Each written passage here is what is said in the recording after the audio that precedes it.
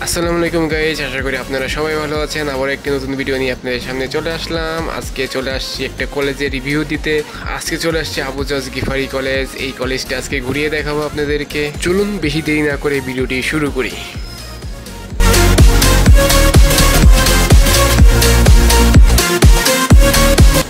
এটি হলো আবু যশ গিফারি কলেজের গেটটা খুবই সুন্দর। চলুন ভিতরে যাই, ভিতরে যে আবু যশ গিফারি কলেজটি ঘুরিয়ে দেখাই।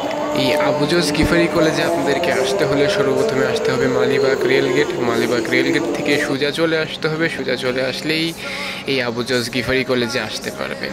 ঢাকার মাঝামাঝি হওয়াতে আপনারা যে কোনো স্থান থেকে এই আবু যশ গিফারি কলেজে আসতে পারবেন খুব সহজে এবং খুব কম খরচে।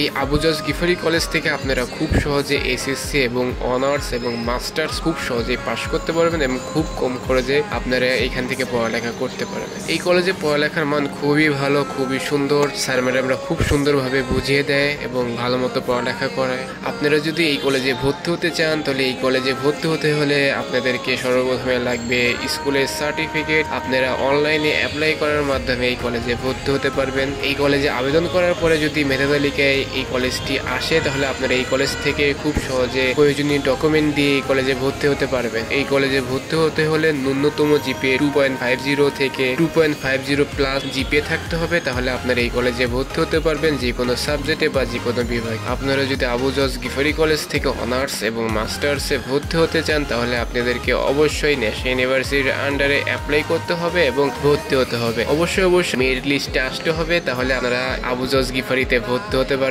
যদি মেরিট লিস্টে না আসে তাহলে ভর্তি হতে পারবেন না। অনার্সে এবং মাস্টার্সে অ্যাপ্লাই করতে হলে ন্যূনতম জিপিএ থাকতে হবে এসএসসি এবং এইচএসসি যোগ করে 6+ সিজিপিএ থাকতে হবে। তাহলে আপনারা খুব সহজে আবু যশ গিফারিতে ভর্তি হতে পারবেন এবং অ্যাপ্লাই করতে পারবেন। যদি আপনাদের সিজিপিএ ভালো হয় তাহলে অনার্সে এবং বা মাস্টার্সে ভালো একটি সাবজেক্ট পাবেন। তার জন্য আপনারা বেশি সিজিপিএ নিয়ে অ্যাপ্লাই করবেন যাতে আপনারা ভালো একটি সাবজেক্ট পান।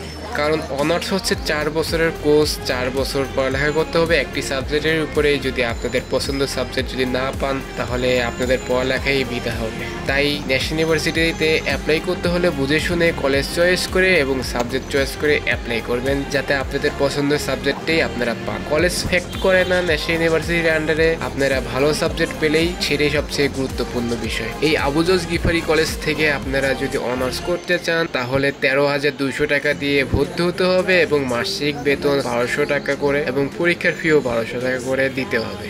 অন্যান্য কলেজ থেকে এখানে একটু কম ভর্তি এবং বেতনও কম। খুব কম খরচে আপনারা অনার্স এবং মাস্টার্স পাশ করতে পারবেন। ঢাকার মধ্যে এই কলেজটি খুবই নামকরা, খুবই ভালো এবং খুবই সুন্দর একটি কলেজ। আমারও খুবই ভালো লেগেছে। কলেজটি খুবই বড় এবং খুবই একটি বড় একটি মাঠ আছে। এখানে ফুটবল খেলা থেকে শুরু করে ক্রিকেট খেলা এবং সাংস্কৃতিক অনুষ্ঠানও হয়ে থাকে। এই কলেজে একটি লিফট আছে।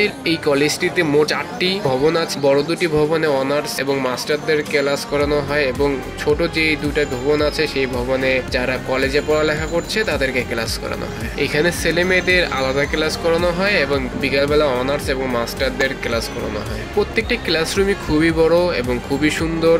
খুব সুন্দর পরিবেশে ক্লাস করানো হয়। এই আবু যশ গিফারি কলেজ সম্পর্কে আরো কিছু জানতে হলে অবশ্যই আমাকে কমেন্ট করে জানান এবং আমি আপনাদেরকে কমেন্টে রিপ্লাই দিয়ে জানিয়ে দেব। যারা চাচ্ছেন চাকরির পাশাপাশি অনার্সের ক্লাসগুলো করতে বা অনার্সের পরীক্ষাগুলো দিতে এই কলেজ থেকে খুব সহজে ক্লাস না করেও আপনারা অনার্স শেষ করতে পারবেন, কোনো অসুবিধা হবে না। আমার ভিডিওটি আর বড় করছি না, আমার ভিডিওটি এখানেই শেষ করছি। যদি আমার ভিডিওটি ভালো লেগে থাকে অবশ্যই আমাকে সাপোর্ট করুন। আমার ভিডিওটি যদি ইউটিউব চ্যানেল থেকে দেখে থাকেন অবশ্যই আমার ভিডিওটি লাইক করে দিন, শেয়ার করে দিন। আপনাদের মন্তব্য অবশ্যই কমেন্টের মাধ্যমে জানান এবং আমার ইউটিউব চ্যানেলটি সাবস্ক্রাইব করে দিন এবং আমার পাশে থাকুন। আমি এখানেই বিদায় নিচ্ছি। আপনারা ভালো থাকবেন এবং আমার জন্য দোয়া করবেন। Tata, bye bye. আবার দেখা হবে নতুন একটি ভিডিওতে। এবং যদি আমার এই ভিডিওটি ফেসবুক পেজ থেকে দেখে থাকেন অবশ্যই আমার ফেসবুক পেজটি লাইক করে দিন, শেয়ার করে দিন এবং কমেন্টের মাধ্যমে আপনাদের মন্তব্য জানান এবং অবশ্যই আমার ফেসবুক পেজটি ফলো করে দিন। I'm finally facing it